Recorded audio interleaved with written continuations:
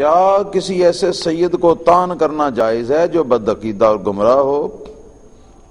یہاں تک کہ اہانت رسول صلی اللہ علیہ وسلم کا بھی مرتکب ہو جائے؟ جی ہاں،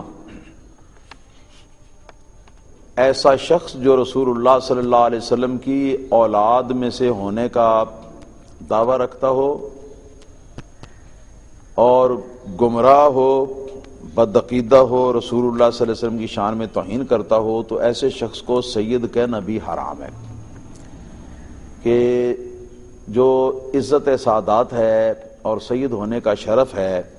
یہ صرف ایمان کی شرط کے ساتھ مشروط ہے۔ اگر ایمان ہے تو یہ ہے اور ایمان نہیں تو یہ نہیں۔ حضرت نوح علیہ السلام کا بھی ایک بیٹا تھا کنعان جس کا نام تھا، آپ کا حقیقی بیٹا تھا۔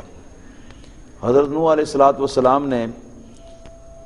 اللہ تعالیٰ کے ساتھ جب بات چیت کی طوفان نوح علیہ السلام کے بارے میں تو عرض کیا کہ یا اللہ پاک مجھے اور میرے اہل بیت کو محفوظ رکھنا طوفان سے۔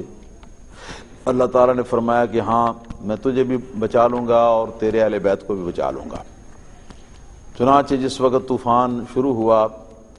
تو حضرت نوح علیہ السلام نے اپنے اس بیٹے کو بلایا کہ تو بھی میری کشتی کے اندر سوار ہو جا۔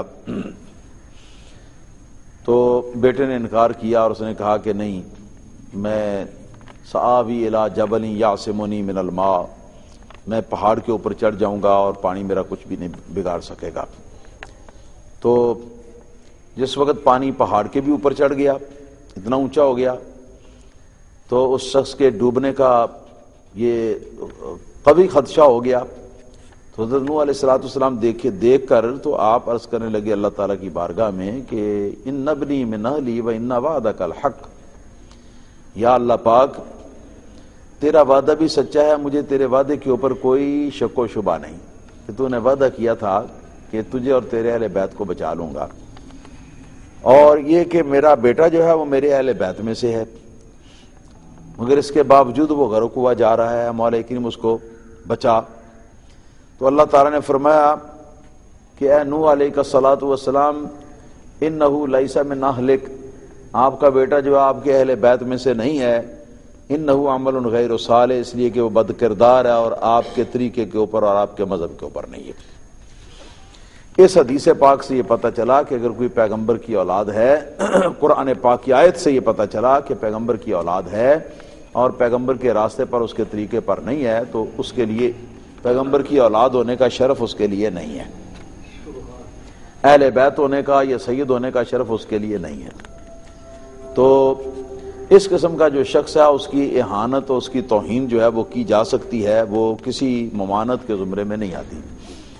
سرکار دو عالم صلی اللہ علیہ وسلم کے بارے میں آپ جانتے ہیں کہ آپ کے جملہ رشتہ دار جو ہیں آپ کے دادا جان کی طرف سے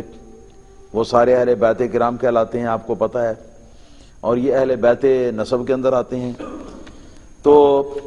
ان لوگوں میں ایک نبی کریم صلی اللہ علیہ وسلم کا حقیقی چچا، حضور کے حقیقی والد حضرت عبداللہ کا حقیقی بھائی جس کا نام ابو لہب تھا، تو وہ بھی تھا۔ تو یہ ابو لہب جو تھا یہ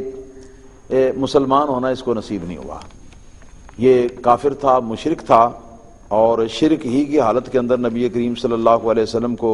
کی شان میں بے ادبیاں اور گستاخیاں کرتے ہوئے یہ مر گیا تھا۔ تو اللہ پاک نے قرآن کریم کے اندر اس کی اہانت کے لیے پوری صورت اتاری تھی، تبت یدا ابی لہب وتب ما اغنی عنہ مالہ وما کسب سیصلی نارا ذات لہب وامرأتہ حمالۃ الحطب فی جیدہا حبل من مسد۔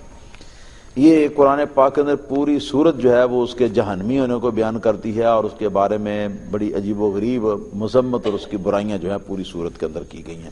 حالانکہ حضور کا وہ حقیقی چچا تھا۔ تو حضور صلی اللہ علیہ وسلم کی اولاد ہی قابل احترام نہیں، حضور صلی اللہ علیہ وسلم کے چچا بھی قابل احترام ہی ہیں، اور وجہ ایک ہی ہے، رسول اللہ صلی اللہ علیہ وسلم کی قرابت داری۔ تو اس کے لیے ایک بات میں کبھی کبھی بیان کیا کرتا ہوں، آج بھی میں بتا دیتا ہوں، اس کو آپ ذہن نشین فرما لیں، اور وہ یہ ہے کہ ایک ہے رسول اللہ صلی اللہ علیہ وسلم کا کے ساتھ تعلق رشتہ داری کا،